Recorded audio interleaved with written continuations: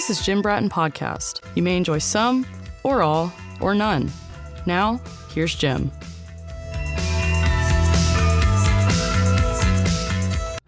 Hi, this is the Jim Bratton Podcast, and we're in conference room 206 at Marmo again, talking to Christopher Times. Christopher Times, it's Agape. Yes. And did you call it a counseling service then, or counseling, or what? Yes, Agape Marriage and Family Counseling. And on top of that, you have a ministerial background as well. Yes. Studying theology. Yes. So multifaceted. Multifaceted. Today we're going to talk about, wow, this is a tough one too, anger management. Yes, anger management, one of my favorite topics. Well, let's just wait on in. We got about 10 minutes to talk about anger management. Number one, how does somebody know that they need to address anger management? Everybody gets mad sometimes. Yeah. Anger looks different with men and women. Yeah. Really? I'm not surprised by that. Oh, yeah. So when you have a disturbance, right? Yeah. With different types of people.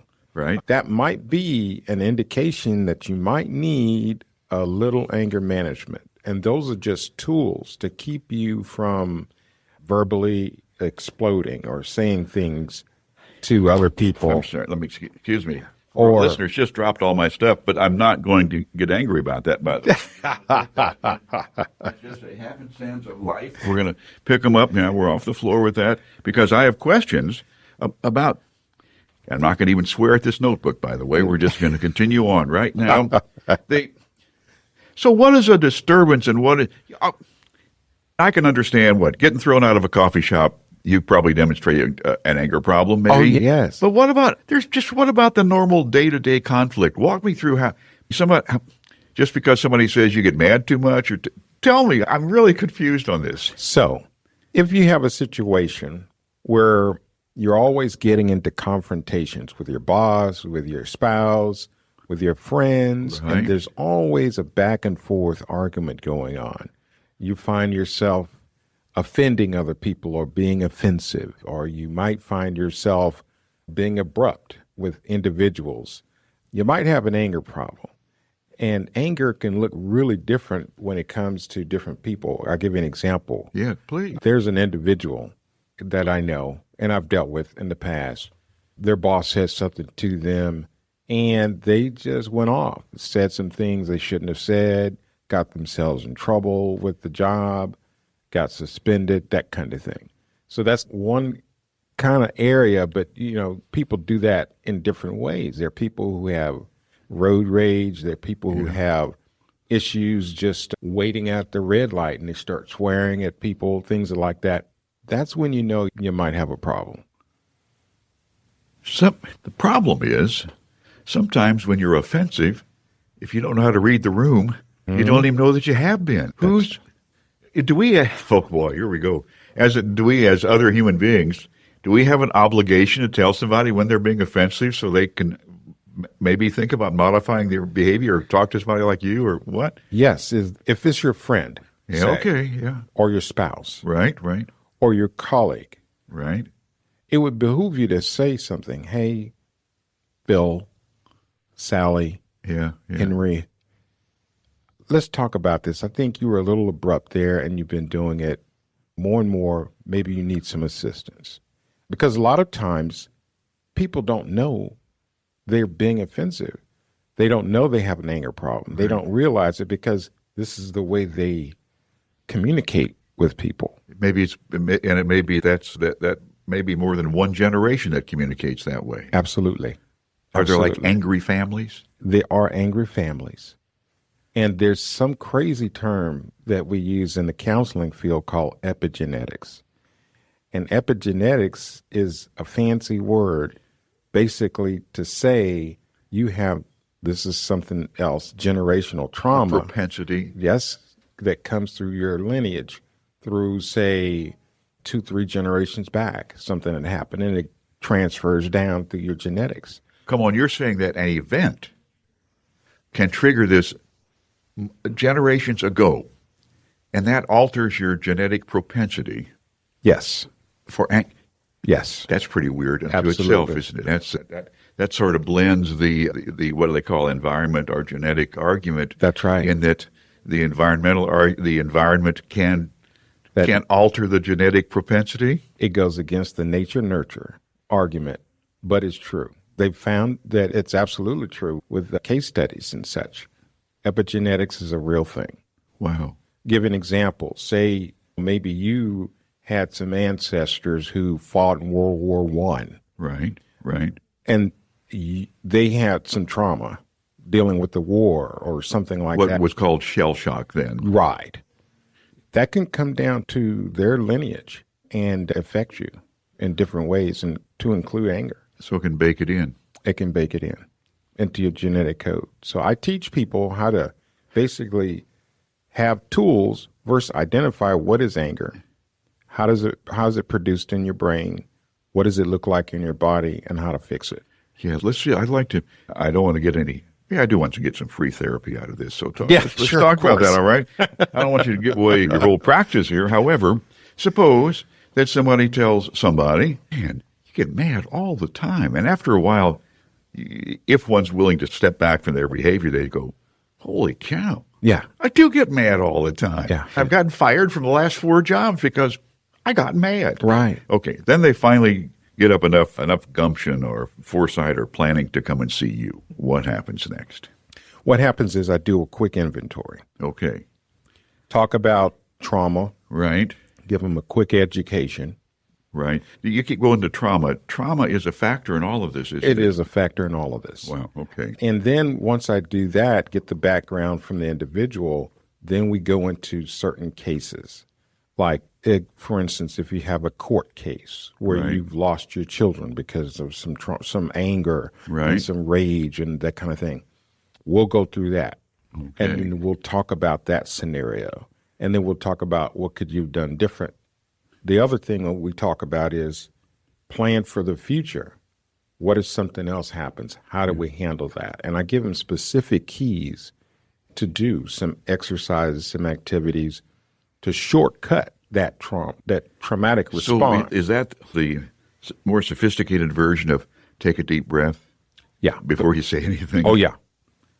For most people, that's where people stop, but they don't know how to recognize that Right. I need to take a deep breath. That was it. I mean, because I'm guessing that these angry moments just burst out. Like a volcano. So how do you bring them into recognizing Yeah. when that might happen? So I give them clues. Basically, physiologically, we know, Yeah, right? yeah. So if you have some muscle tension, Right. if you have maybe a raised voice, Right. those are some cues that anybody can pick up, including that person who's getting angry. Oh, wow, I'm raising my voice. I must be angry. Personal tells. Personal tells. And so I teach them how to identify those tells Right. individually, and then I give them strategies. If your voice is raising, you need to take a timeout. Timeout being what? Walking around the corner, taking That's another right. deep breath. That's right. Go outside, walk around the corner, go sit in the car, go sing a song, do something. How willing are people to acknowledge? How long does it take you in a counseling series of sessions for people to even look hard enough at those events to recognize that there was an anger issue? Usually the first session I can get that done Okay, with them identifying and understanding, oh yeah, I have a problem and I need to be able to fix it. I do a course, Yeah. 5 sessions, Okay. and that course is $175, and people can take that with me in order to fix their anger problems. We also offer some residual sessions at $25 a session. Follow-up sort of reduced. Follow-ups, yes. And that's a group process where myself and other participants will be in a group, and they'll share their stories and things of that nature. And that reinforces what we're learning in the class with individuals, and it gives them more tools. Think about a toolbox that every time we meet, we put another tool there for them to take and use in an appropriate way, and we practice those tools on a weekly basis. It helps people. Do people go back I know in the penal system we have what, recidivism? You say yes, recidivism. Recidivism. Yes. You say it and I'll listen, okay? But folks, I do read out loud for a living. I'm sorry. But anyway, yeah. What's your percent? I'm just curious. What are the percentages on this? How easy is it to unwind this? It takes time because one, the person has to recognize, hey, I have a problem. A lot of people won't recognize it until they're in trouble with the law, with a spouse, with their children. Something's happened at school, dealing with a parent-child-teacher scenario. Like getting thrown out of the school? Getting thrown out. Or banned from the school? Yes, sir. It happens all the time. Come on. Oh, yes. That kind of thing. Kicked out of restaurants and things. Yeah. And so usually it's the person's forced to recognize this. But once they're forced to recognize it, then it's easier to pick up solutions. And that takes a few times. I've had clients who were forced to come to me in Houston, and every week. And after about 5 or 6 sessions, they finally come to the idea, okay, I do have a problem. Do employers send people sometimes? Employers send people. The court system sends people. Oh, I hadn't thought about that. All the time. I've got a person right now that I'm seeing who's court ordered. So, yes. Let me ask a more serious question on this. Does this kind of anger, this unchecked anger, can that lead into an abusive relationship? Absolutely. 100%. 100% abusive. We're talking about verbal abuse, physical abuse, and sexual abuse. Happens every day. I'm just sitting here stunned listening to this because we all get angry. We all occasionally get mad or something like that. But since you deal with people's minds on this, what is going on in someone's mind that has this anger management issue? Are they mad at themselves all the time, too? Well, that's the key. Most people who are angry don't know why they're angry. Yeah. So once you identify through the therapy session, hey, what's really going on with you? Right. I'll give an example of a situation I had recently. Right. One young lady was yelling at her husband, right? For no reason, basically. There's nothing going on odd. And so this individual husband snapped, became enraged, and things went really bad quickly. Yeah, understood. Lots of legal issues came up out of that. It was in a public place. And so got to talking to both individuals. Right. Did you do it as a group, as a duo? Oh, yes, as a duo. And come to find out that the wife assaulted the husband first. And threatened to. That is not infrequent, I don't think. Not infrequent at all. Yeah. Happens more times than you'd like to believe. Yeah, I know. And so usually a lot of times the aggressor who's on the scene, because when the police show up, it's usually one person that's more out of control than the other one. Right. They're the ones that get penalized. Boy, let's wander into another area here. We only got a few minutes, but and let's not do a total indictment necessarily, but how is law enforcement at handling an anger situation when they show up, particularly if it's domestic? Not that great.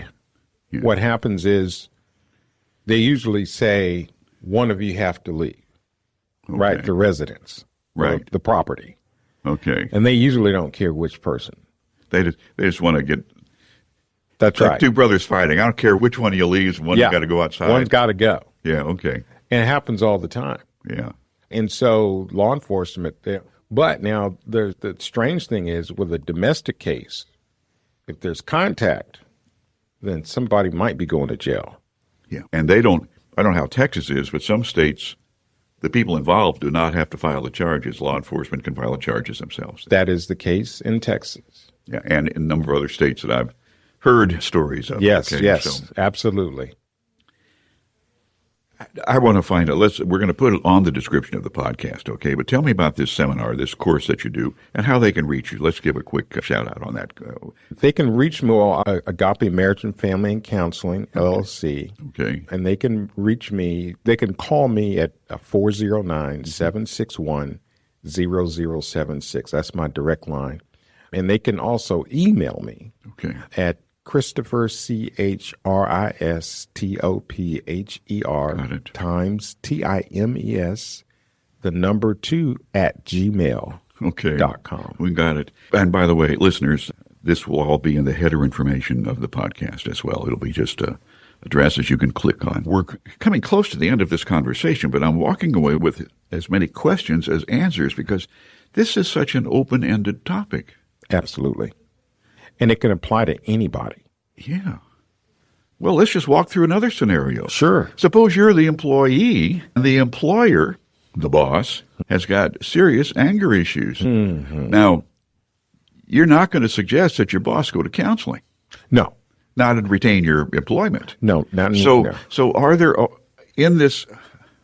also skills in how to deal with somebody who has anger management issues? You can de-escalate. And there are techniques. There are techniques to de-escalate a situation. A lot of times, just your presence or your lack of presence can cause the situation to de-escalate. So say if you have a situation and your boss is yelling and screaming and angry and throwing things or whatever the case may be, if you would allow yourself to be calm and to do some positive self-talk, right? Basically saying things like, this is going to be okay, it's going to pass, it's not your fault, maybe there's something going on with them that's causing them to be enraged. That kind of thing will cause you as an individual to de-escalate yourself so that you don't have to engage that individual. Is it right for, suppose you're the employee or the subordinate, whatever the position is. But anyway, there's a stratification of the positions here. And whoever's above you and has some control over your life has anger management. You just mentioned perhaps you consider what's going on in their life and all that kind of thing. Should you do that rather than thinking, well, they're just an asshole? Yes. That's preferred because everybody has what we call a trigger. Yeah. And there's certain things that we all have triggers, things that cause us to become angry and some people enraged. My mom used to call them her pet peeves. Same thing. Essentially, pet peeves are triggers. Absolutely. And I give an example. One quick example. I had a boss in Houston who did not like when employees were late to work. Right. And this particular supervisor was really good at showing up before everyone else. So he could check as you came in? Absolutely.